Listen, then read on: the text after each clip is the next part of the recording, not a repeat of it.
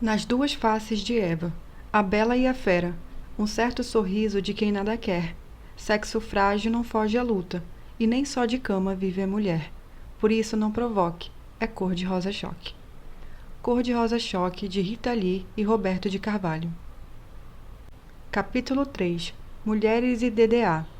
Um preço muito alto a ser pago e havia crucis antes do diagnóstico acertado. A rainha do lar em xeque. Todo dia era sempre a mesma coisa. Mal começava a dar sua aula, a professora primária se via às voltas com as reações em cadeia provocadas na classe por Flavinho. Aquele menino endiabrado e ainda assim adorável, apelidado pelos colegas de O Pestinha. Menos por ter o mesmo cabelo liso e acobreado do protagonista do filme homônimo, porém, mais pelo mesmo comportamento, ou melhor, falta de. Seus movimentos eram mais rápidos do que o olhar da professorinha podia acompanhar, restando a ela sentir o deslocamento de ar por ele provocado. Popularmente falando, lhe deixava um ventinho por onde passava, além de causar enorme ansiedade à pobre tia, que além de todos os afazeres, ainda precisava localizar o menino em aula, já que sentado quieto em sua carteira certamente não estaria. Isso sem falar na bagunça generalizada. Sim, ela já tinha ouvido falar em meninos assim na faculdade de pedagogia. Ele só podia ser hiperativo. Precisava falar com a psicopedagoga da escola, pois ele devia ter o chamado distúrbio do déficit de atenção. Totalmente preocupada em pôr fim à guerrinha de bolinhas de papel iniciada por Flavinho, a jovem professora estava alheia por completo à menina sentada na fila da parede, lá pelo meio da sala, olhando pensativa pela janela e que parecia não se dar conta da divertida bagunça que campeava entre seus coleguinhas. Todos os dias eram assim e, aparentemente, não havia por que se preocupar com aquela tranquila menininha que mal se mexia em sua cadeira. Mas o porquê a professora não sabia era que por debaixo da antiga carteira escolar de madeira escura inteiriça, um par de pezinhos balançava inquieto, na mesma velocidade dos pensamentos de sua dona, que adoraria estar cavalgando sobre aquela nuvem. Ela parece um camelo do deserto. Ou seria um dromedário? Ah, não sei. Mas um tem duas corcundas, outro tem uma. O daquela nuvem só tem uma. E deve ser bem macia, tipo algodão, e eu veria tudo pequenininho lá de cima. Então seus olhos captaram algo dourado movendo-se por sobre o muro da escola, lá embaixo. Nossa, nunca vi um gato tão gordo, e amarelo e lindo, parece o Pikachu, como aquele episódio em que ele pulava a cerca. A menininha sonhadora tinha os movimentos do corpo um tanto contidos, mas sua mente saltava rapidamente de um devaneio a outro, ainda mais veloz que as perninhas incansáveis de seu colega Pestinha. Seu nome só era lembrado na hora da chamada. Absorta em sua fértil imaginação, ela estava alheia ao ditado que a jovem professorinha estava começando a passar. Por causa disso, seria mais tarde duramente repreendida em casa e, muito nova ainda para relativizar as coisas, acreditaria de pronto todos os adjetivos com que seus pais a definiriam: preguiçosa, relaxada e abilolada. Invisível para sua professora, que, preocupada demais com Flavinho, só notava momentaneamente quando percebia sua desatenção aos deveres em sala de aula. Ela atravessaria os anos sofrendo com sua distratibilidade crônica, ainda que criativa, perdendo autoestima à medida que ganhava altura e peso, e hormônios. Seu colega Flavinho, diagnosticado precocemente, não precisou passar pela mesma carga de sofrimento. Diferentemente dos homens, mulheres com DDA podem muitas vezes passar incógnitas aos olhos mais atentos. Entre elas, predomina o tipo sem hiperatividade, ao contrário de seus pares masculinos. Tal diferença, determinada por particularidades biológicas dos sexos, além do auxílio do componente cultural, pode contribuir para a aparente superioridade numérica da população masculina entre os que têm o diagnóstico de DDA. Sabe-se que para cada mulher com DDA, em média, há 2 homens, segundo estudos recentes. No entanto, permanece a dúvida sobre se o DDA é realmente mais frequente em homens ou se é apenas subdiagnosticado em seus pares femininos. Antes de as pesquisas lançarem maior luz sobre o tipo não hiperativo, meninas talvez até pudessem ser diagnosticadas como tendo distúrbio do déficit de atenção, se fossem do tipo hiperativo. O tipo hiperativo é o menos frequente na população feminina, mas do mesmo modo como em meninos. Meninas endiabradas dificilmente passam despercebidas. Ironicamente, isso poderia ser chamado de sorte. Elas podem ser precocemente diagnosticadas e assim poupadas das tortuosas via-crucis que suas semelhantes do tipo desatento irão atravessar, antes de descobrirem a causa de tanta confusão em suas vidas. A desorganização, os esquecimentos, a sensação de serem abandonadas neste mundo à própria sorte, sem jamais conseguirem se adaptar neste planeta cheio de horários a cumprir, as tarefas meticulosas, os prazos, as obrigações e os filhos. O preço a ser pago quando o diagnóstico de DDA não é feito é bastante alto para uma mulher. Diferentemente dos homens, das mulheres se espera que sejam atentas, calmas e dedicadas, que sejam organizadas e seus gestos delicados, atributos indispensáveis ao papel de boa esposa e boa mãe. Se não forem assim tão caprichosas e prendadas, elas vergam sob o peso da crítica e do julgamento externo. Aliás, antes mesmo de chegarem à vida adulta, já sofrem com as constantes reprimendas. Sua letra não é tão bem feita quanto a da colega impecavelmente engomadinha ao seu lado, seu caderno não é muito organizado, sua mochila contém um amontoado de papeizinhos amassados, lascas de papéis e de lápis apontados, canetas sem tampas, tampas sem canetas, com ou sem canetas, todas as tampas mordidinhas.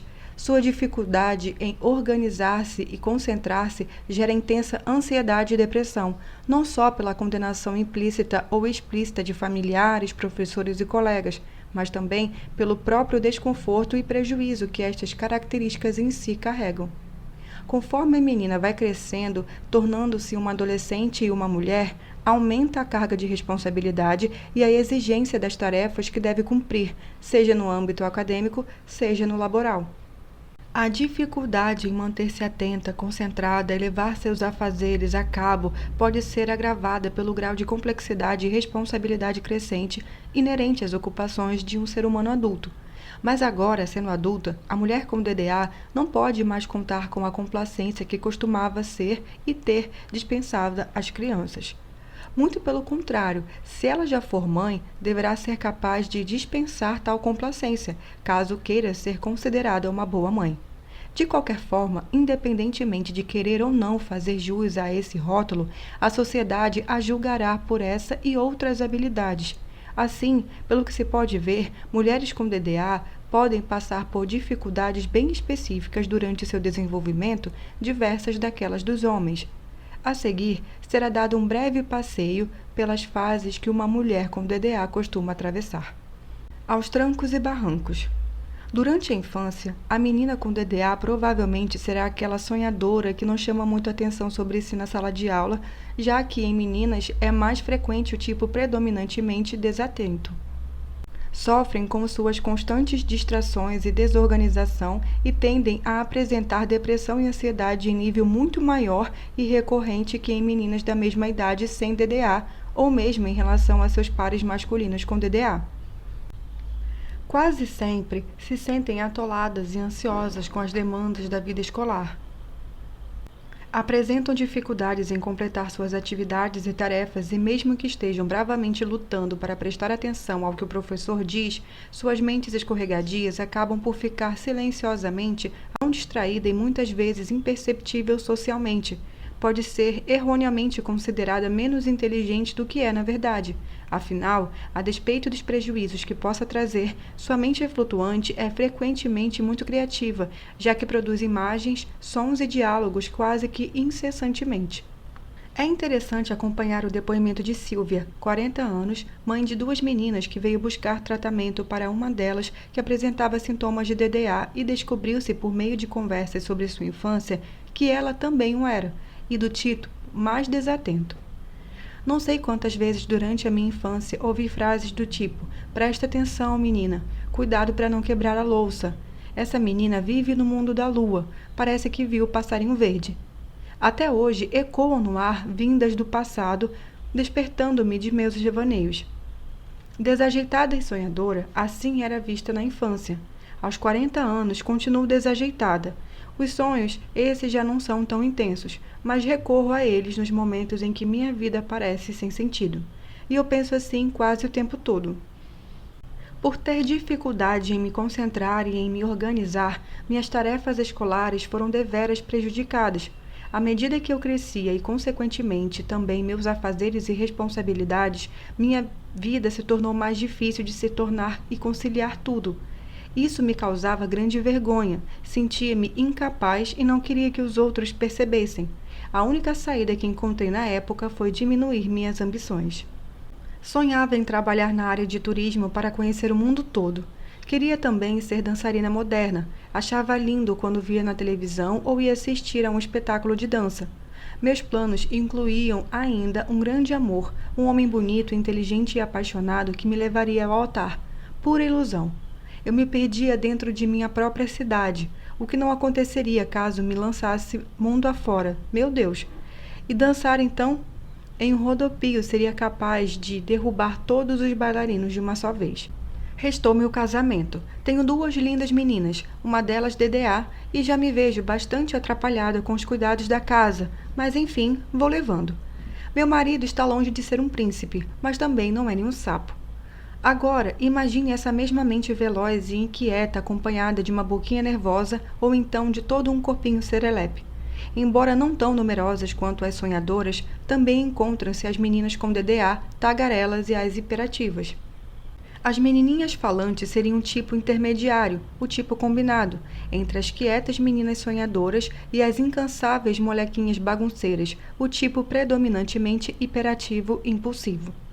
Conversadeiras dotadas de uma matraca eficiente também acabam sendo muito distraídas, uma vez que há tantas coisas ao redor mais interessantes e que atraem irresistivelmente sua atenção já bastante fluida.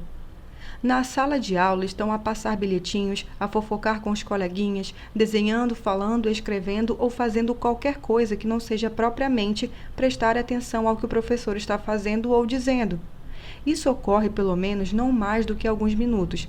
Elas bem que tentam e também sofrem com isso, mas seus olhos e ouvidos sensíveis não conseguem filtrar estímulos irrelevantes ao contexto e simplesmente não podem se furtar a descobrir de onde veio aquele ruído, aquele movimento e se inteirar do bate-papo dos coleguinhas a 6 carteiras de distância.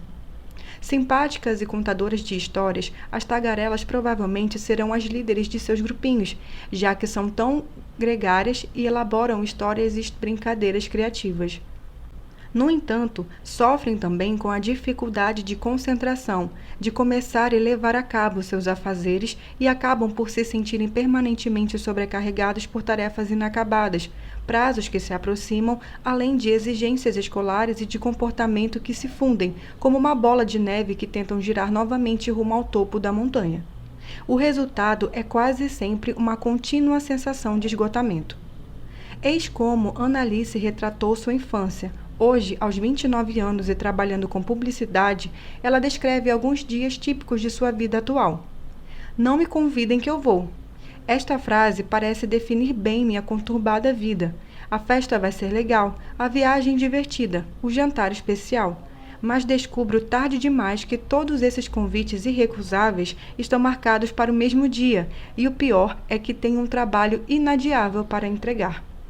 Fico além do expediente terminando o trabalho e consigo entregá-lo no último segundo. Sob pressão, meus trabalhos saem ainda mais estupendos.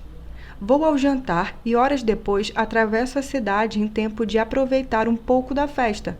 A viagem, infelizmente, fica para a próxima. Fico tão cansada que meu fim de semana acaba na sexta-feira e o pior é que meus amigos ainda ligam reclamando da minha falta de atenção. Que sufoco!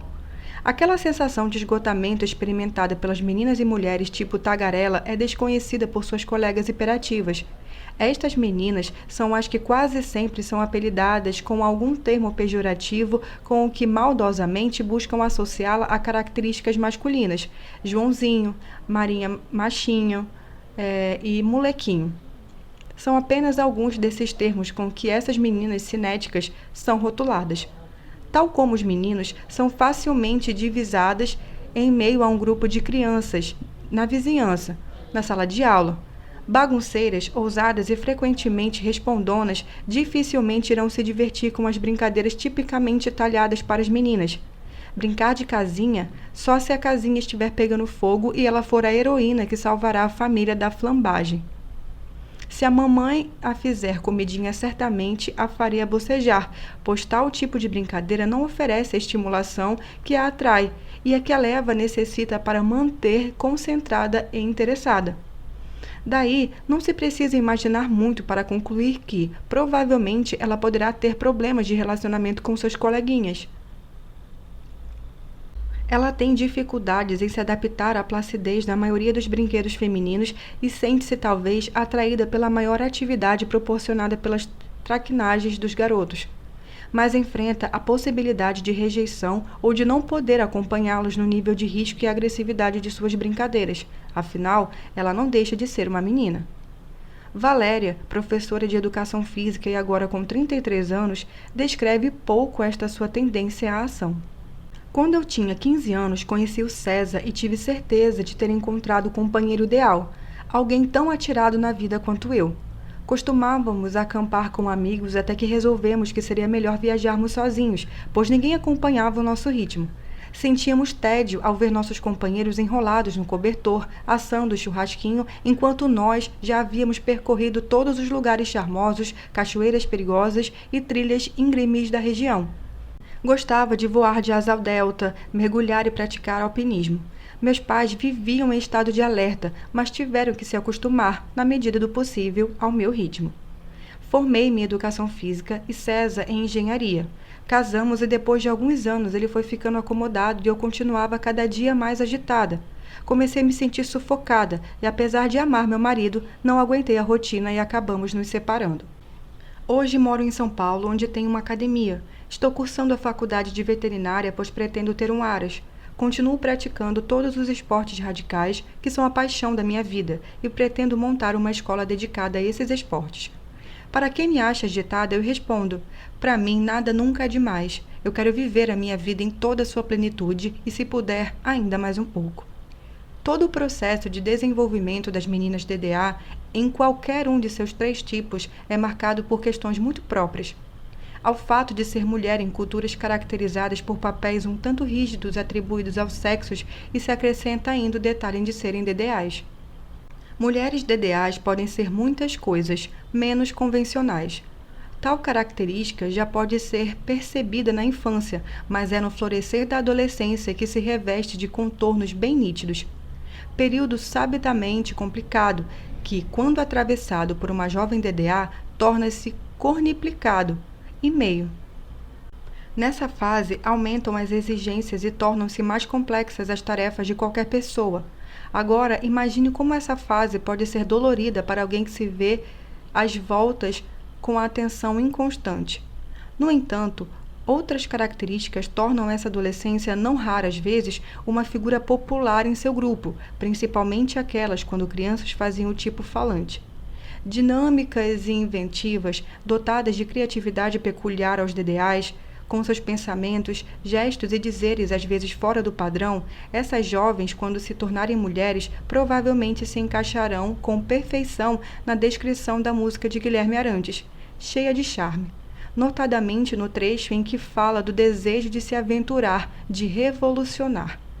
Suas presenças são marcantes no mundo artístico, no show business, e certamente são uma boa parte das mulheres que desafiam regras e rompem com tabus, pioneiras no campo da política, no trabalho, das artes e das ciências. A cômoda posição exclusiva de mãe de família e dona de casa, anteriormente reservada às mulheres, certamente não vão ter o poder de anestesiar essas mentes inquietas e fervilhantes. Elas foram à luta pelo direito de exercer atividade que lhes proporcionassem a estimulação de que tanto necessitavam e, mais do que isso, de abrir as portas do mundo em movimento a todas as mulheres que antes só podiam contemplá-lo por entre as cortinas da janela. Não é preciso muito para concluir que, justamente por tais características, essas adolescentes e mulheres, mais do que outras, podem sofrer sob o julgo desaprovador da sociedade patriarcal. Apesar de serem frequentemente verdadeiros dínamos, quase sempre desenvolverão baixa autoestima. Afinal, desde cedo, acostumaram-se a ouvir observações sobre sua falta de modos, sobre sua desorganização, desleixo e falta de capricho. Críticas que meninos normalmente não costumam ouvir, pois meninos são meninos. mas meninas têm um papel a cumprir, cujas exigências principais seriam não dar trabalho e nem chamar a atenção sobre si, ficando quietas e bonitinhas no seu canto. Suas habilidades e qualidades mais evidentes, tais como criatividade, energia e iniciativa, não são estimuladas e reforçadas na maioria das vezes. Para isso, a família precisaria ter conhecimento sobre o que é o DDA e como essas meninas podem ser especiais. Se o problema fosse compreendido, quem sabe tivessem seus talentos inatos descobertos e desenvolvidos e não acabassem tão massacradas com exigências de comportamento impecável que, mesmo sendo úteis e desejáveis em determinados contextos, não fomentam a criatividade e nem desenvolvem a capacidade de iniciativa. O fato é que elas chegam à adolescência e idade adulta quase sempre se autorrecriminando a cada passo, cada atitude, pensamento e declaração fora do padrão imposto. Para a maioria dessas mulheres, ninguém está lá para lhes dizer que é esta justamente a sua marca, que dessas características provavelmente emergirão seus talentos e que elas devem buscá-los e desenvolvê-los. A tendência aos devaneios e os frequentes esquecimentos podem trazer alguns problemas para a mulher DDA, principalmente se ela exercer função burocrática em seu trabalho. No entanto, isso pode ser perfeitamente compensado se em seu trabalho forem valorizadas sua inventividade e criatividade, e também pela busca de ajuda especializada no sentido de maximizar sua capacidade de organização e atenção, tornando sua mente irrequieta mais apta a deixar florescer todas as vantagens que o funcionamento DDA pode proporcionar, principalmente para uma mulher. Uma questão de extrema importância que muito sofrimento pode causar a uma mulher DDA está relacionada aos seus afazeres de esposa e mãe. Ao mesmo tempo que essa ocupação pode não ser estimulante para uma mulher DDA, também exige uma meticulosidade e ordenação que pode deixá-la exasperada. Acrescente-se a isso tudo o já bastante discutido problema de que provavelmente ela será severamente criticada por causa de sua eficiência incompleta ou sua aparente falta de interesse em manter o lar organizado. Para uma mulher não DDA, não são nada simples tarefas como contas a pagar, a arrumação dos materiais escolares dos filhos, horários, escolhas dos alimentos e tantas outras aparentemente prosaicas. Imagine para uma mulher DDA. A questão aqui é: a mulher que exerce suas tarefas de dona de casa tem como principal função a organização, mas uma DDA precisa de estrutura. Nesse caso singular, a mulher DDA tem que ser a estrutura. Ela deve ordenar a casa em meio à sua desordenada aceleração mental. Homens normalmente podem contar com um sistema de apoio. Na maioria das culturas, eles não precisam se preocupar com questões do tipo organização do lar, educação e alimentação dos filhos, abastecimento da casa e outras demandas que grande parte considera até como afazeres menores. Mulheres dificilmente contam com um sistema de apoio por uma simples razão. Elas são este sistema de apoio, ou pelo menos se espera que sejam. Afinal, normalmente já são criadas para isso. Em suas brincadeiras típicas e nos brinquedos projetados para elas pela indústria de entretenimento, vão sendo familiarizadas aos poucos com a casinha, comidinha, bebês e mamadeiras. Uma menina DDA muito provavelmente poderá passar bem por essa fase, posto ser uma brincadeira. Elas podem dormir, estudar ou brincar de outras coisas, abandonando o brinquedo anterior, pois o bebê boneco não irá chorar e nem a comidinha irá queimar. Mas também é bastante provável que já, a esta altura, demonstrem um interesse maior por diversões mais estimulantes, como videogame, brincadeiras de pique e pega, disputa em jogos competitivos. As bonecas de várias delas podem estar com os cabelos artificialmente desgrenhados, cuja maior utilidade pode ser a de servir como alça para o brinquedo. Tal como as orelhas de coelho de pelúcia da personagem de quadrinhos Mônica. Diríamos então tratar-se de uma típica menina DDA. Agora, imagine essa menina crescida, tendo todas aquelas atribuições que quase sempre não podem falhar, uma vez que dependem delas a vida e o bem-estar de outras pessoas. Quase sempre com a mente voltada para devaneios mais agitados, ela está atada aos seus afazeres cotidianos e que se repetem. Não existem sábados, domingos, feriados ou férias para as funções de mãe e esposa devota. Uma mente turbinada que precisa adequar-se ao desempenho de um motor 1.0 que deve trafegar com segurança. Como a mulher DDA muitas vezes falhará em meio a tantas exigências de meticulosidade, certamente sobreviverão a culpa e o ressentimento. Não só isso, mas também o dedo em riste acusador da família e da sociedade. Alguns dos ingredientes da receita da depressão e da ansiedade.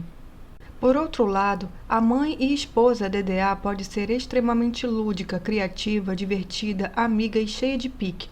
Seus filhos sabem que ela é incrível, que sua mamãe é demais, que não brinca com eles para entretê-lo somente. Ela está ali brincando mesmo, de corpo e alma, nas disputas e pode sair batendo o pé se perder uma partida de jogo de memória ou banco imobiliário. O marido sabe que nem sempre pode contar com ela na hora e com perfeição, mas também sabe que nunca vai encontrar a mesma mulher todos os dias, que ela é uma companhia divertida para as saídas e aventuras, que seus amigos provavelmente irão gostar muito desta mulher espirituosa. Quando ela não está por perto, seu marido sente que o astral já não é o mesmo. Suas frequentes e súbitas mudanças de humor podem desencadear brigas homéricas, mas também podem resultar em momentos inesquecíveis de companheirismo, sexo, diversão e muitas risadas. É como estar em uma montanha-russa amorosa com altos e baixos, mas onde jamais deixará de sentir aquele friozinho na barriga e o coração acelerado. Se esse marido compreende e tenta auxiliar sua mulher em suas dificuldades típicas ao tempo que valoriza suas qualidades muito próprias, a mulher DDA encontrará nessa união a estabilidade da qual necessita e assim se sentirá mais feliz. Mas se ele exigir de forma machista que ela lhe sirva com perfeição e não lhe dispuser a ajudá-la, e pior ainda, não quiser entender suas dificuldades ou mesmo valorizar suas qualidades, então é o caos que entrará e estará ajudando a contribuir não só para a esposa, mas também para si mesmo, com a diferença de que ele quase sempre não será considerado culpado por isso. A mulher DDA cabe compreender que não deve se obrigar a cumprir um papel que não é o seu, embora tenha sido estabelecido para ela, assim como para todas as mulheres. Se conseguir libertar-se de todo o peso e ressentimento que desenvolveu ao longo de anos de recriminações e também tornar-se menos sensível a críticas, então poderá trilhar o seu caminho sem culpas e sem angústias, por um atalho que poderia ser seguido desde cedo e sem muito sofrimento se pudesse descobrir seus talentos naturais e desenvolvê-los, e não adequar-se a um limitado padrão no qual muito dificilmente iria caber sem algum ou muito desconforto. Eu vivo sempre no mundo da lua, tenho alma de artista, sou um gênio sonhador e romântico. Pegar carona nessa cauda de cometa, ver a Via Láctea, estrada tão bonita, brincar de esconde-esconde numa nebulosa, voltar para casa nesse lindo balão azul. Balão mágico. Capítulo 4. DDA e crianças. A necessidade de se ajustar às regras, o bode expiatório da família. Rafael era o primeiro filho de Sandra. Quando estava grávida, pensou que não demoraria muito até poder voltar a trabalhar. As amigas voltaram a trabalhar quando seus filhos completavam mais ou menos 2 anos de idade, mas Rafael já estava com 7 e consumia ainda mais as forças de Sandra, como na época em que ele era bebezinho e precisava acordar de madrugada para amamentá-lo, dar-lhe banho, enfim, quando a atenção dela deveria ser totalmente direcionada àquele pequeno ser indefeso. Só que agora era diferente, não era mais o fato de ser indefeso que demandava tanto a atenção da mãe. Ele não parava, corria, pulava, chutava e quando estava sentado remexia-se incessantemente, parecia não ouvir nada do que sua mãe lhe dizia. O pior para Sandra é que ele se metia vez ou outra em atividades perigosas. Sandra não sabia dizer se ele realmente gostava de viver perigosamente já assim tão novo, ou se ele não avaliava muito bem as situações em que se metia. Mas até o momento de entrada na escola, Sandra achava que seu filho tinha esse temperamento difícil por sua incompetência materna e falta de pulso. Ou que então ela era realmente muito mole, reclamava muito e se cansava mais facilmente que as outras mães. Já tinha ouvido tantos comentários por parte de parentes, até mesmo do marido, que por fim concordou, embora sempre permanecesse lá no fundo a certeza de que eles deveriam passar o dia inteiro com Rafael para que soubessem do que ela tanto reclamava. Mas então, na escola, ela pôde avaliar melhor seu filho em comparação com as outras crianças. Estas realmente pareciam mais tranquilas, mesmo as consideradas temperamentais pelas outras pessoas. Não demorou nada e logo começaram a surgir queixas sobre Rafael. Indisciplinado para os professores, mal educado para as outras mães e evitado pelos coleguinhas. Seus trabalhinhos eram em grande parte mal feitos e incompletos, embora em alguns momentos fossem impressionantemente os melhores da classe. Seu desempenho era completamente imprevisível. Sandra mudou para uma escolinha melhor na primeira série. Não se passou muito tempo depois das primeiras confusões. A psicopedagoga do colégio chamou-a para uma conversa. Seu filho tinha todos os sintomas do distúrbio de déficit de atenção, como hiperatividade e impulsividade, e precisava de acompanhamento médico especializado. Então era isso, murmurou Sandra, distinguindo a criança DDA. Como já foi visto, o DDA é caracterizado por 3 principais sintomas: distração, impulsividade e hiperatividade, sendo estas 3 características um tanto comuns na população infantil, como distinguir uma criança DDA de uma normal. Afinal, são típicas da infância a agitação, as correrias, a falta de atenção em atividades encadeadoras e um tanto prolongadas, principalmente se não tiverem algum atrativo especial. O sinal que pode diferenciar uma criança DDA de outra que não seja é a intensidade, a frequência e a constância daquelas 3 principais características. Tudo na criança DDA parece estar a mais, ainda mais agitada, mais bagunceira e mais impulsiva, se for do tipo de alta atividade, e significativamente mais distraída, dispersa e não presente, se for aquele tipo mais desatento. Certamente, um personagem fictício que melhor exemplifica uma criança DDA de tipo desatento é Calvin, das tiras em quadrinhos Calvin e Haroldo. O principal instrumento de um médico, de um psicólogo ou de um profissional habilitado que queira avaliar a possibilidade de uma criança ser DDA é pura e simplesmente a observação. Mas, claro, uma observação muito especial. Um observador que deve estar treinado a captar as nuances, não só no comportamento manifesto da criança, como também deve pescar nos relatos de pais e ou cuidadores, professores e de outras pessoas que convivam com a criança, os fatos e acontecimentos que caracterizam uma criança com DDA. Além disso, deve saber utilizar critérios de comparação.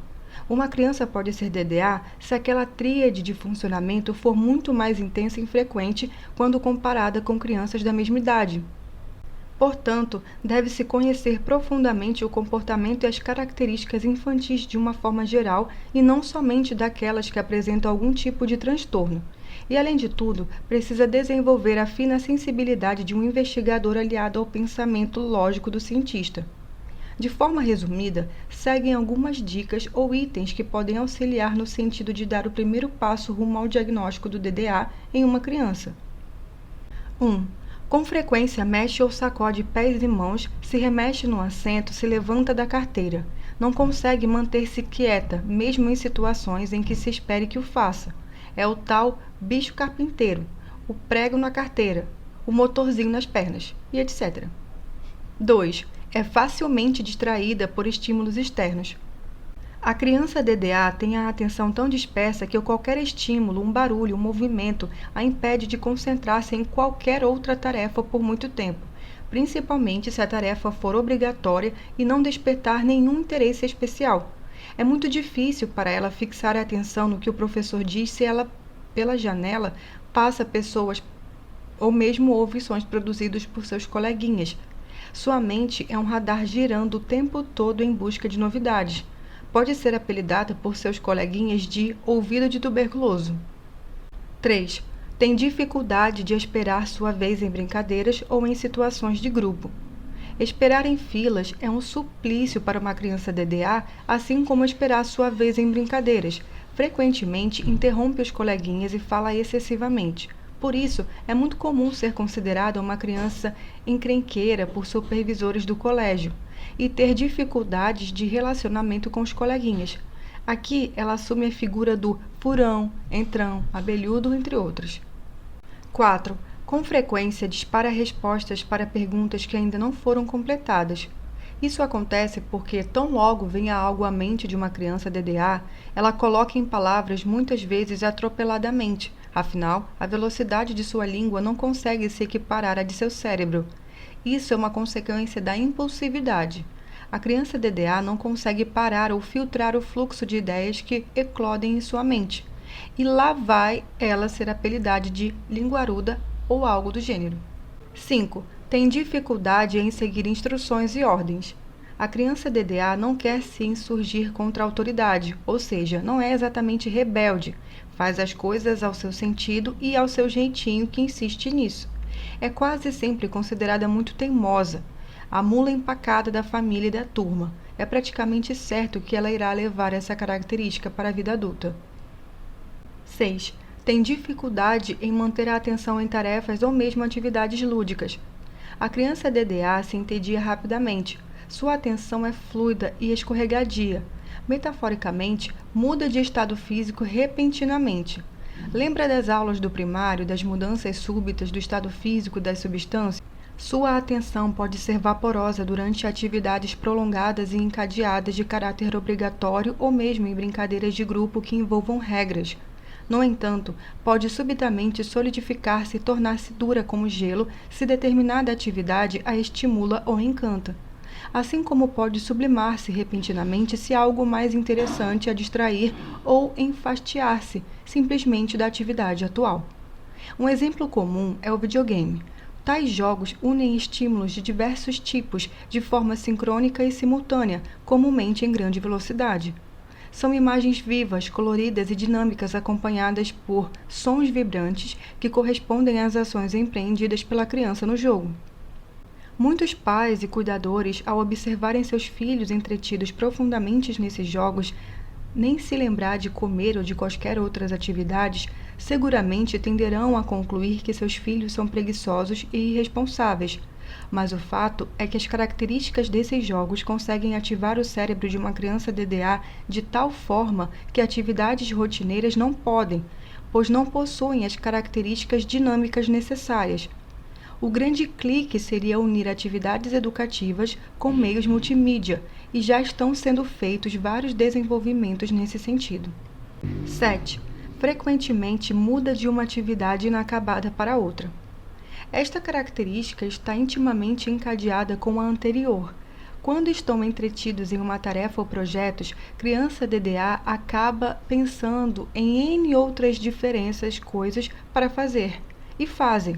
Da mesma forma que uma ideia que vem à mente dessa criança é imediatamente traduzida em palavras, muitas destas ideias também são imediatamente postas em prática.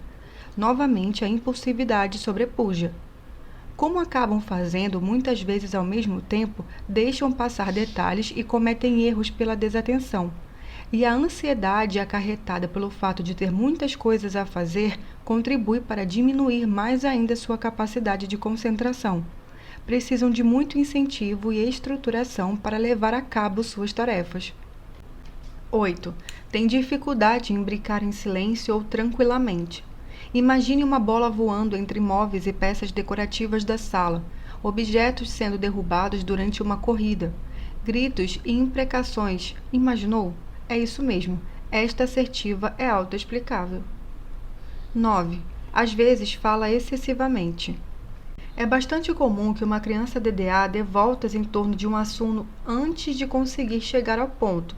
Ou pode ser que no meio da fala esqueça o ponto e acabe falando de outras coisas. Pode ser vista como enrolada por pessoas menos compreensivas. Esta característica está diretamente relacionada ao item 4. Como a criança DDA é assaltada por um fluxo incessante de ideias e imagens, ela tem dificuldade de ser concisa e objetiva ao falar. É comum que um assunto puxe outro, que puxe outro, e no instante seguinte já não sabe mais por que está falando aquilo ou mesmo que estava falando antes. É importante que pais e cuidadores e professores tentem ser compreensivos e mesmo aprendam a enxergar o lado divertido dessas características e brincar com a criança sem fazê-la se sentir inadequada, ajudando-a a se concentrar no assunto em questão. 10. Vive perdendo itens necessários para as tarefas ou atividades escolares. Se a criança é avoadinha e frequentemente esquece de fazer o trabalho de casa ou de levar o lanche para a escola, fique atento. Podem ser sinais de desatenção e lapsos de memória típicos do DDA, e não necessariamente irresponsabilidade ou imaturidade. Crianças problemáticas e crianças com DDA. Como já foi visto, a criança DDA é em tudo mais intensa quando em comparação com as outras. Ela é mais colorida, mesmo que vestida em discretos tons pastéis, já que dificilmente passa despercebida. Um aspecto distintivo entre crianças DDAs e não DDAs é que os sintomas de comportamento DDA independem de problemas emocionais, ambientais e sociais. Algumas crianças podem causar a falsa impressão de serem DDAs se estiverem passando por um problema constante ou passageiro que podem contribuir para deflagrar ou intensificar comportamentos agitados ou falta de concentração e atenção. Uma criança pode apresentar-se indisciplinada e com baixa tolerância à frustração e possivelmente não ser DDA, já que na investigação da sua história pode ser constatado que ela é oriunda de um ambiente em que características comportamentais como disciplina e concentração não são valorizadas. Pode também não estar recebendo atenção suficiente ou sofrendo maus tratos. O importante é que todos os fatores que possivelmente possam estar contribuindo para algum comportamento inadequado por parte da criança devem ser cuidadosamente investigados e considerados como fatores de exclusão para um diagnóstico de DDA ou mesmo fatores que intensifiquem o DDA pré-existente. Como já foi ressaltado, é importante ter em mente que fatores que se constituem em situações de desconforto, precariedade e sofrimento podem até intensificar um funcionamento DDA pré-existente de uma criança, mas não a caracterizam como DDA se ela apresentar comportamentos semelhantes em função de suas dificuldades. O DDA simplesmente independe de tais variáveis. É um funcionamento de origem biológica, marcado pela hereditariedade que irá manifestar-se no comportamento infantil já bem cedo, antes dos 7 anos de idade, sendo ou não esta criança oriunda de um ambiente hostil e estar passando por problemas. Mesmo no lar mais estruturado e seguro, uma criança DDA irá comportar-se como tal. A intensidade do desconforto trazido para a família pode ser manejada através de formas específicas de lidar com essas crianças. A criança DDA pode dar tudo de si e deixar fluir sua criatividade e entusiasmo inatos se for corretamente estimulada. Mais do que nenhuma outra, a criança DDA responde maravilhosamente bem sob o calor do incentivo e os elogios e recompensas constantes se constituem no melhor aditivo para e já grande quantidade de combustível com a qual elas foram adotadas. Mas, por outro lado, também mais do que nenhuma outra, a criança DDA murcha e se retrai sob o peso das críticas excessivas e da falta de compreensão. Ela pode responder através de um cabisbaixo recolhimento ou pela erupção de comportamentos agressivos e impulsivos. Pode virar de pernas para o ar o ambiente, para que fique semelhante à maneira como se sente interiormente, confusa e sem chão. Dificuldades específicas da criança DDA e conclusões errôneas.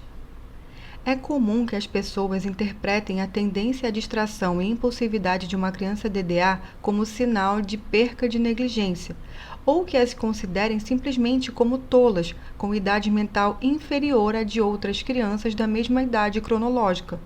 O porquê disso será examinado a seguir. Como consequência da hiperatividade e impulsividade, a criança DDA faz primeiro, pensa depois. Reage irrefletidamente à maioria dos estímulos que se apresentam, não porque seja mal educada, imatura ou pouco dotada intelectualmente. Isso se deve ao fato de o DDA apresentar a área cerebral responsável pelo controle dos impulsos e filtragem de estímulos, córtex pré-frontal, não tão eficiente. Há um substrato orgânico determinando essa característica. A diferença para uma criança pura e simplesmente mal educada é que a criança DDA, sempre que isso acarreta prejuízos e reprimendas. O insight-problema aumenta no decorrer do desenvolvimento e ela pode ser ensinada sobre o que é certo e errado e, sem dúvida, aprenderá. Justamente por isso, consegue entrever as consequências de seu comportamento impulsivo, mas, tendo dificuldades em contê-lo, sofre e absorve todas as críticas que desabam incessantemente sobre ela. Se essa criança não for efetivamente o que se considera uma criança mal educada, embora a junção dessas duas características possa ocorrer de alguma forma sem tirar essa inadequação, além de ouvir as constantes reprimendas, ela sofre, sendo muito nova para refletir sobre tais questões ainda tão complexas de convivência social e outras em que o controle de seus impulsos seja necessário e desejável, se sentirá deslocada e de alguma forma defeituosa. Tampouco pode ser considerada pouco inteligente por isso. Na verdade, com extrema frequência, a criança DDA é bastante inteligente e criativa. Pode aparentar imaturidade em relação a outras crianças da mesma idade no aspecto emocional e no comportamento manifesto, mas não em relação à capacidade cognitiva. Com um tratamento adequado, aquela criança aparentemente imatura equiparar-se às demais. No que concerne às características de desatenção, esta criança também pode ser considerada tola ou pouco inteligente porque desconhece o problema. O fato é que a criança DDA é constantemente inundada com estímulos que não consegue filtrar corretamente. A consequência mais evidente é que ela parece não conseguir priorizar, característica que, aliás, é levada adiante na vida adulta. É um tanto comum que tenha dificuldades em aprender ou memorizar, isso porque não consegue sustentar a atenção e se manter concentrada por tempo suficiente com a intensidade adequada, e não porque não possa, não queira ou porque seja pouco capaz. Frequentemente não termina as tarefas que começa porque algum estímulo a atrai irresistivelmente, até que um outro estímulo a atraia e também abandone o anterior e assim sucessivamente, até que por fim se sinta sobrecarregada, confusa e não termine o que começou a fazer lá no início. Não que seja exatamente esquecidinha ou cabeça de vento, mas o turbilhão de acontecimentos e coisas por fazer em sua mente acabam lhe trazendo problemas em reter informações e dar cabo de suas tarefas. Com tantos pensamentos e imagens ocupando sua mente, sua memória pode ser mais bem definida como vaga lembrança. Por exemplo, é muito comum que a criança DDA, assim como o adulto, passe a ter por situações como esta. Ela não está na sala fazendo algo, dá-se conta de que precisa de alguma coisa que está no quarto e no caminho de um cômodo para o outro esquece do que ia fazer. Ainda por cima, pode ver alguma coisa neste ínterim e também esquecer de continuar o que estava fazendo na sala. O que aconteceu no trajeto entre a sala e o quarto? Ela estava caraminholando, como se diz, pensando em várias coisas ao mesmo tempo na alta velocidade do cérebro DDA. Por que esquece o que estava fazendo na sala? Porque não conseguiu filtrar o novo estímulo que se apresentou. Foi atraída para ele em vez de deixá-lo para depois, para quando concluísse a primeira tarefa. E assim repetidamente, até não conseguir terminar nada do que começou e nem reter informações por tempo suficiente. Diferentemente de uma pessoa com dificuldades intelectivas, ela se dá conta do prejuízo que isso acarreta, percebe as dificuldades que está acontecendo de errado e sofre. E uma criança, na verdade, em uma criança, esses prejuízos podem ser percebidos muitas vezes de forma intuitiva do que racionalmente. Assim, o que foi visto até aqui é que crianças DDAs possuem dificuldades muito específicas derivadas de seu também muito específico funcionamento cerebral e que isso não deve ser confundido obrigatoriamente com tolice, má educação ou dificuldades intelectuais. Só que, como é enorme o desconhecimento do problema, é exatamente isso que acontece na grande maioria dos casos. Não se precisa descrever o enorme rombo causado na autoestima de crianças que assim são rotuladas, que ouvem diariamente esses rótulos que lhes atribuem e dos quais não sabem como podem se defender. Afinal, elas nem sabem que podem se defender. Elas acabam mesmo acreditando em tudo o que dizem a elas, sob a forma do olhar desaprovador da reprimenda ou do ar complacente do sentimento da pena. Em família, pode-se observar claramente o desenrolar desse processo.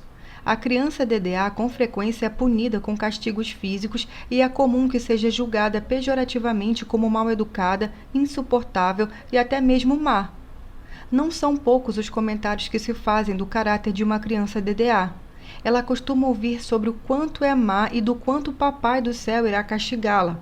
Até mesmo previsões de seu futuro acabam ouvindo de como será uma pessoa desagradável e impopular e outros comentários do tipo: se você morrer hoje, ninguém irá no seu enterro.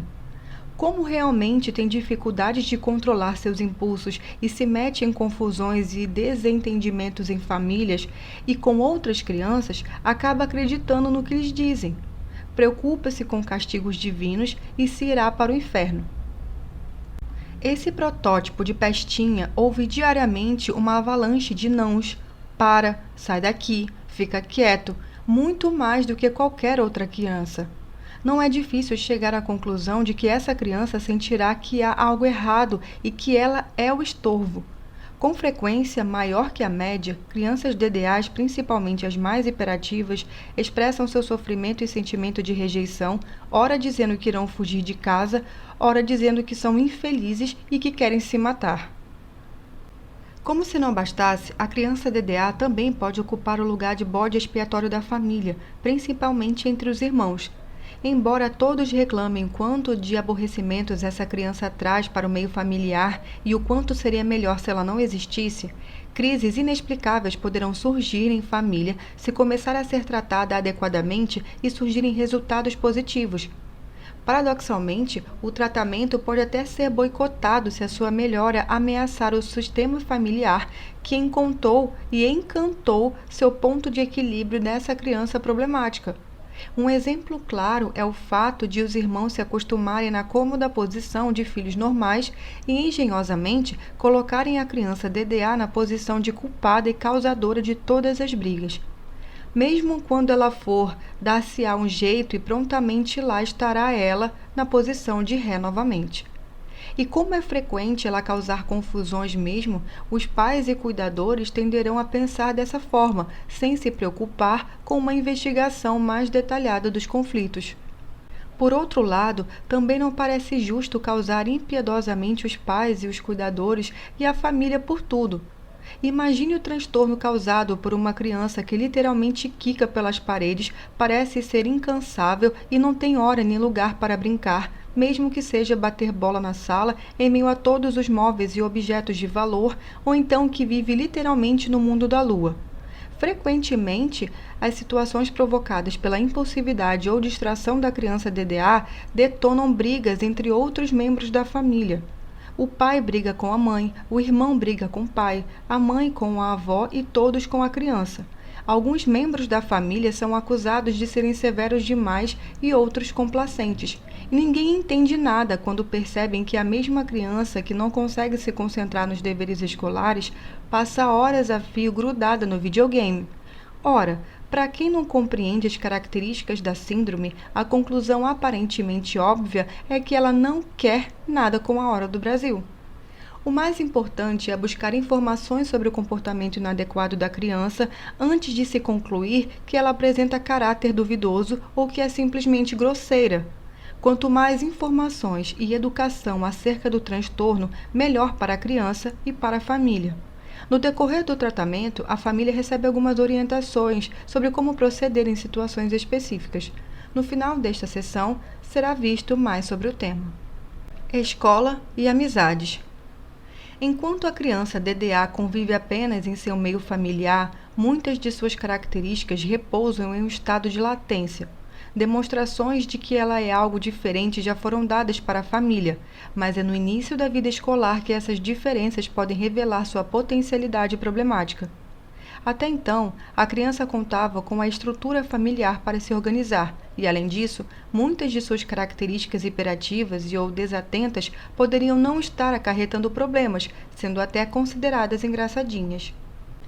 Dificuldades maiores começam a surgir no âmbito escolar quando a criança é solicitada a cumprir metas e seguir rotinas, executar tarefas e ser recompensada ou punida de acordo com a eficiência com que são cumpridas.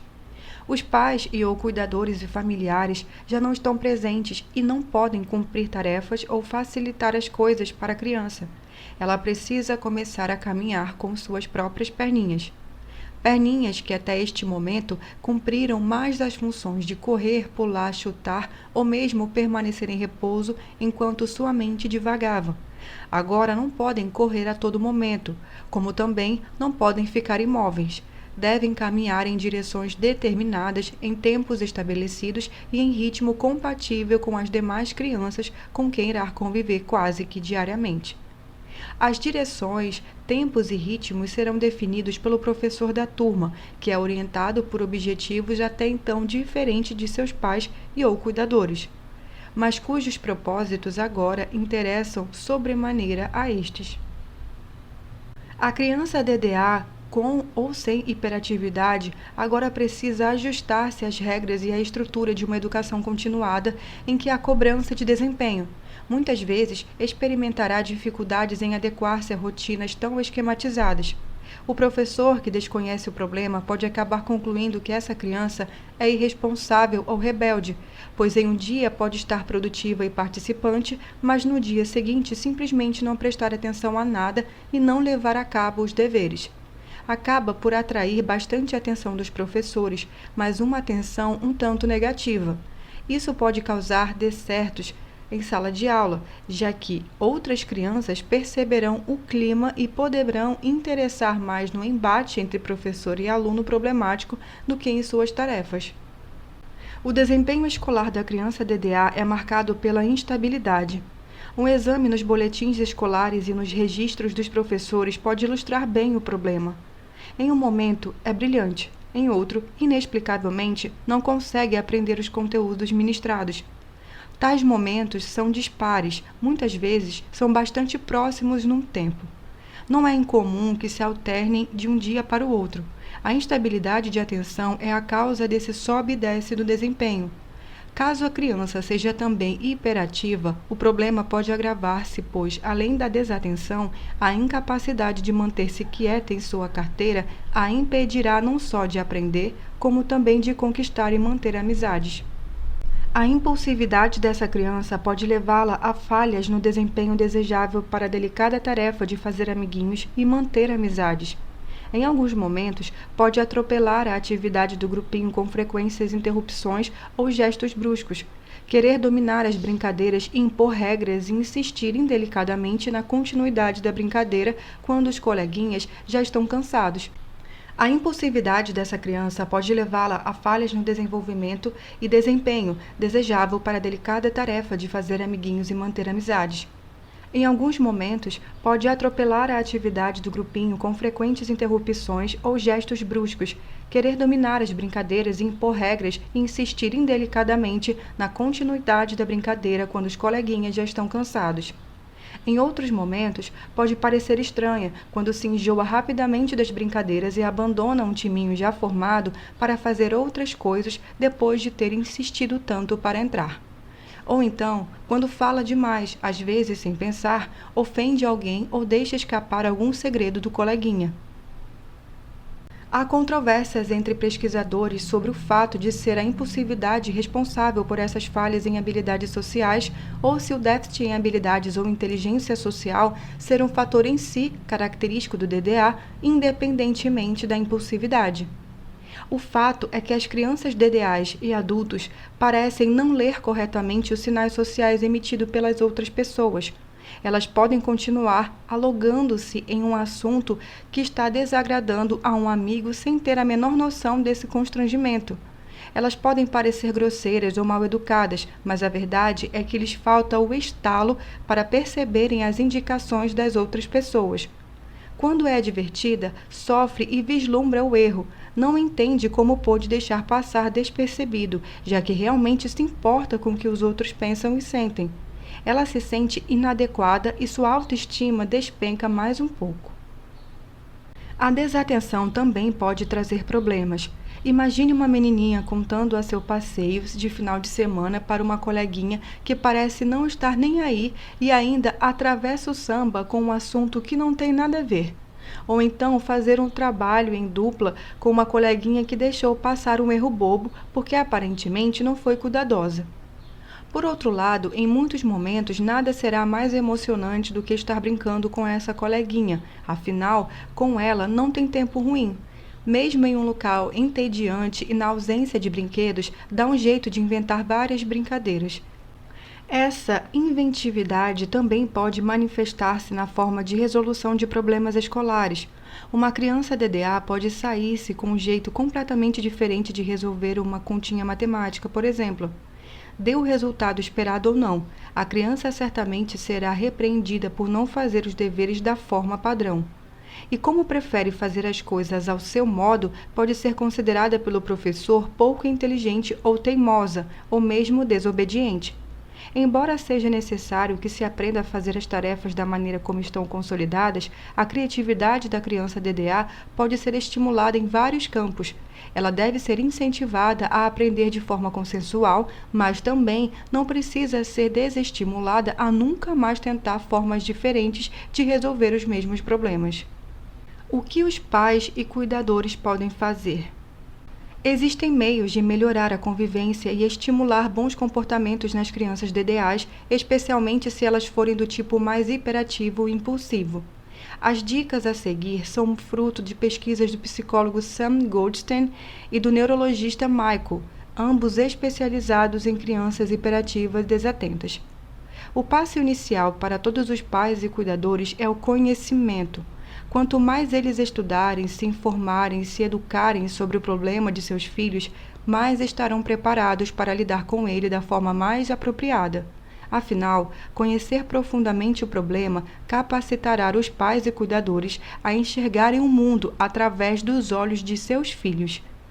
Conhecer como eles se comportam, por que e quando, saber principalmente o que muitas vezes deflagra comportamentos indesejáveis e ter em mente que muitas vezes a criança não tem a intenção ou consciência da inconveniência de seus comportamentos, possibilitará os pais e cuidadores agirem de forma preventiva e também controlarem seus próprios acessos de raiva em relação à criança.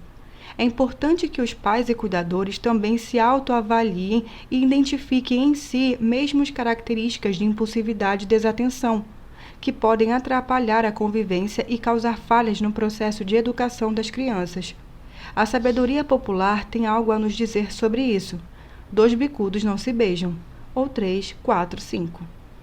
O passo seguinte é consequência do primeiro: saber diferenciar desobediência de inabilidade. Uma vez que os pais e cuidadores conheçam suficientemente bem o problema, eles estarão aptos a distinguir quando a criança está sendo desobediente e rebelde, ou quando simplesmente não está conseguindo controlar seus impulsos e fazer o que eles e outras pessoas responsáveis estão pedindo. Para o primeiro caso, os pais e cuidadores podem sinalizar com as consequências desagradáveis de a criança não fazer o que se pede, e, em último caso, lançar mão da punição. Um exemplo é um menino que não quer fazer o dever de casa. Se a mãe portar-se de certa forma indiferente e disser, muito bem, mas aí você é que vai explicar para a professora, certo? O problema deixa de ser da mãe e passa a ser da criança. Certamente, esta pensará 2 vezes antes de realmente deixar o dever de lado. E em caso de não fazer o dever, terá alguma reprimenda em sala de aula.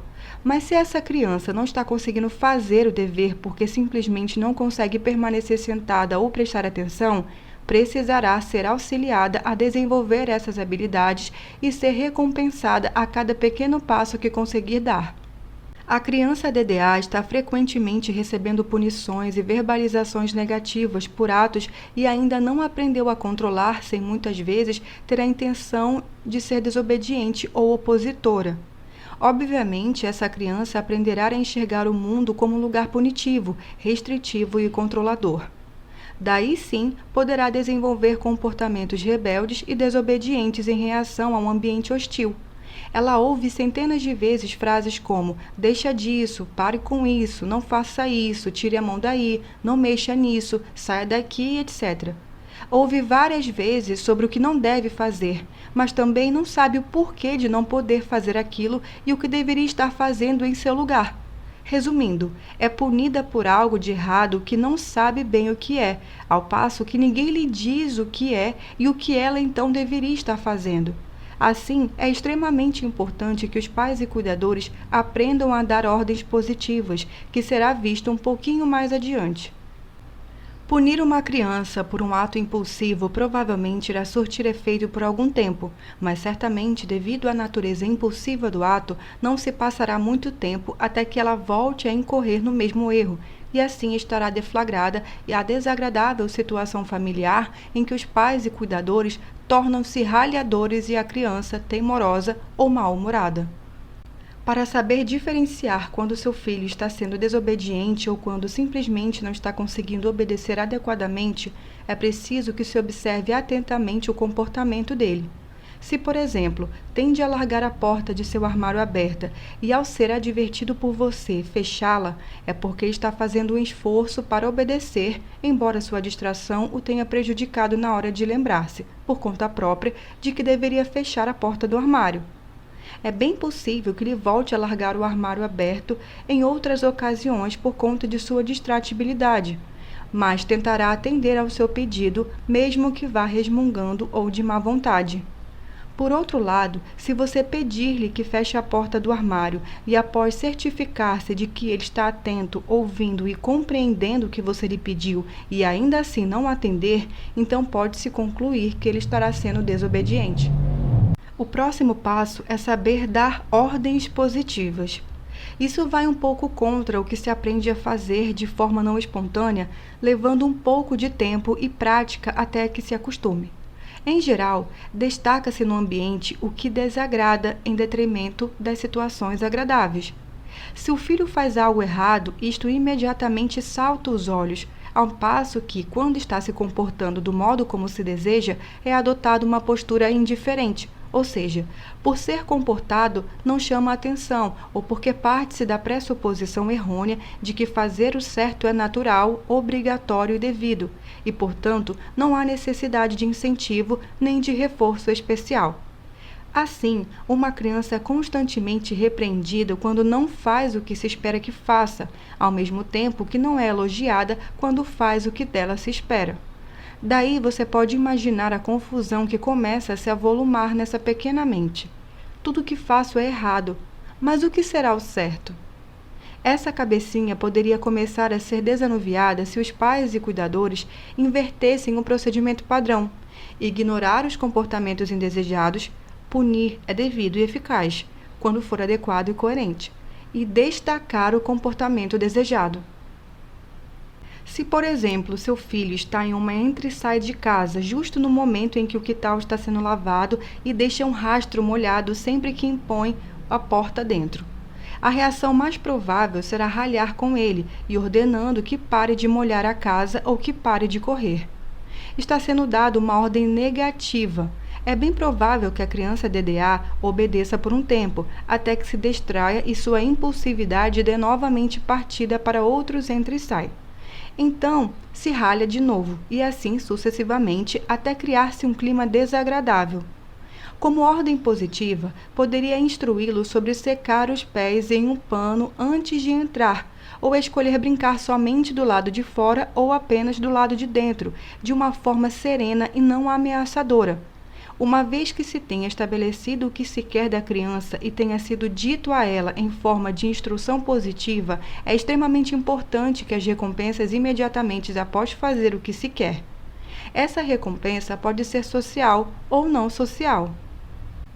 A recompensa mais positiva para a autoestima da criança é a de cunho social. No entanto, quando se está tentando modificar algum comportamento inconveniente, é importante que no início do processo as recompensas sejam não sociais, por causa de seu caráter concreto e imediato. Ou, melhor ainda, venham acompanhadas por recompensas sociais. O ponto nevrálgico aqui, e que não pode ser esquecido, é que a criança deve ser imediatamente recompensada, logo após comportar-se adequadamente. Vale ressaltar que a recompensa social pode ser elogios, beijos, dizer o quanto ela o deixa feliz, etc. E a recompensa não social pode ser com balas, bombons ou mesmo um sistema de pontos que, acumulados, valerão alguma coisa importante para a criança. Se isso não acontecer e os pais e cuidadores esquecerem esse importante detalhe, a criança não conseguirá distinguir o que deve e o que não deve fazer, apenas temerá pelo que sabe que desagrada aos pais e cuidadores. Outro aspecto imprescindível é que a criança deverá ser recompensada a cada avanço que fizer. Se no exemplo citado anteriormente ela entrar correndo molhando a cozinha e parar antes de chegar à sala, os pais e cuidadores devem recompensá-la por já ter dado um primeiro passo. Estou muito contente que você dessa vez tenha parado aqui pela cozinha. Espere aqui que vou pegar um biscoito para você. E assim sucessivamente. Não adianta esperar que a criança vá conseguir de uma vez só comportar-se perfeitamente se suas características de desatenção e impulsividade estiverem atrapalhando. Não se pode exigir de uma criança que em um único salto chegue ao topo da escada. Ela poderá sentir-se incapaz, assoberbada e, pior, passar a ser propositalmente desobediente para lutar contra exigências que no momento parecem-lhe difíceis ou impossíveis. O importante aqui é festejar com ela cada degrau que for conseguindo subir, estimulando-a a ir adiante. Jamais se deve esquecer de que, para a criança DDA, elogios, incentivos e demonstrações de amor são um aditivo capaz e mais eficaz para a grande quantidade de combustível que ela tem, mas que eram queimados inadequadamente ou subutilizados, seja pelas características específicas do comportamento DDAH, ou seja pela grande quantidade de repreensões que ela ouve e abalos que são imputados em sua autoestima. Mais tarde, as recompensas pelos bons comportamentos poderão ser espaçadas. No entanto, como se sabe que as crianças DDAs não conseguem protelar por muito tempo a satisfação de seus desejos, o sistema de recompensa somente será positivo se for imediatamente fornecido após o bom comportamento. Com o tempo e a repetição, a criança começará a internalizar os comportamentos adequados e não precisará ser reforçada sempre e imediatamente. Mas lembre-se de que, no começo, não adianta dizer que ela terá uma recompensa daqui a uma semana. Para um pequeno DDA, uma semana é muito tempo. O último passo é a continuidade dos anteriores e o seu objetivo principal é sempre promover o sucesso da criança. Hábitos arraigados são difíceis de mudar, mas não impossíveis. Trata-se de abandonar o padrão antigo de valorizar mais as atitudes negativas da criança e mudar para um padrão de sempre incentivar, reforçar e promover o sucesso dela. Dê mais atenção aos bons momentos. Não deixe passar a oportunidade de recompensar imediatamente sua criança, quando ela estiver se comportando adequadamente. Aliás, recompense-a sempre pelos pequenos passos que conseguir dar em direção ao objetivo. Acostume a querer o sucesso, a perseguir o bom resultado. Mostre sempre o quanto você a ama e o quanto fica feliz diante de cada pequena coisa que ela consegue fazer. Ela se esforçará por agradar os pais e os cuidadores, e aos poucos irá recuperando sua autoconfiança ou construindo a que nunca teve. Por que se deve tentar ignorar os maus momentos e valorizar os bons? O fato é que, quando se faz o contrário, pode-se acidentalmente reforçar as crianças a se comportarem mal, embora a intenção não seja esta. Às vezes, os filhos estão sendo ensinados a perpetuarem aspectos desagradáveis, o que nem sempre é percebido pelos pais. Por exemplo, se uma criança está aos berros e se jogando para trás porque quer alguma coisa, um bombom, e sua mãe, compreensivelmente exasperada, lhe dá o bombom para que pare de importuná-la, estará sem querer ensinando esta criança a fazer birras outras vezes, pois, agindo assim, a criança conseguiu o que queria. O certo aqui é esforçar-se por ignorar o show da criança, de forma tranquilamente indiferente, mas firme, até que perceba que nada irá conseguir. E quando parar com a birra, recompensá-la por estar quieta e não dar-lhe o bombom, dizendo que da próxima vez ela poderá conseguir o que quiser se souber pedir educadamente e esperar com paciência. E lembre-se sempre: parabenize-a pelo sucesso sempre que conseguir dar algum pequeno passo em controlar seus acessos de impulsividade. Você também pode tentar modificar o ambiente de forma preventiva para evitar alguns acontecimentos desagradáveis, tais como manter trancada a porta do armário que seu filho gosta de futucar e pegar coisas que não deveria. Caso a porta esteja aberta e a criança esteja mexendo, então você precisará agir de forma reativa. Dê uma instrução positiva. Está na hora, tem que ficar fechada por tal e tal motivo. E recompense a criança quando afastar-se dali. Lembre-se sempre, a repreensão é necessária em caso de desobediência, quando a criança sabe que não deveria estar fazendo aquilo, e não deve ser banalizada. Reprimendas e palmadas constantes e por qualquer motivo perdem seu efeito e fazem com que a criança passe a considerar que é você que está errado e é rabugento, não aceitando mais sua própria parcela de responsabilidade. Estimule também a prática positiva. Se seu filho tem um rabo comprido e deixa a porta aberta atrás de si, em vez de dar a instrução negativa, não deixe a porta aberta, diga a ele por que é necessário que a porta seja fechada. Pegue-o pela mão e peça para repetir novamente a ação. Acompanhe-o e o estimule a fechar a porta. Nunca se esqueça de recompensá-lo e estimulá-lo. Repita a operação algumas vezes, de forma tranquila e evitando ralhar. Se repetir insistentemente esse comportamento, sempre que a criança esquecer de fechar a porta, após algum tempo ela irá internalizar o ato de fechar a porta e irá fazê-lo naturalmente. É necessário ser paciente e esperar o tempo da criança. Algumas aprendem mais rapidamente, outras mais lentamente. Seja sempre coerente e constante. Diga sempre o porquê de a criança estar agindo errado e diga-lhe o que e como fazer, ao invés de dizer somente o que não fazer. Seja constante e haja sempre da mesma forma. Não desista ou perca a paciência. E claro, isso você já sabe. Recompense-a a cada pequeno passo. Promova o sucesso de seu pequeno DDA. Quando for necessário o castigo pela evidente desobediência, também seja coerente e constante. Se disser que irá castigá-lo, realmente o faça. Dizer e não fazer será interpretado pela criança como sinal de que nada acontecerá. E faça o que realmente disse que faria. Por exemplo, uma semana de castigo deve durar uma semana. Encurtar o período porque a criança está fazendo birra, cara de choro ou sendo propositalmente um anjinho terá o efeito de mostrar para a criança que ela pode controlá-lo e manipulá-lo. Então, ela irá aprender de forma nefasta a manipular em vez de aprender que há consequências desagradáveis para o seu inadequado comportamento. E após cada repreensão, dê a chance à sua criança de novamente repetir aquele comportamento até acertar. Ela precisa saber por que está sendo repreendida e o que é correto fazer. Mostre a ela que novas chances de acertar serão sempre dadas de bom grado e incentive-a a aproveitá-las sempre.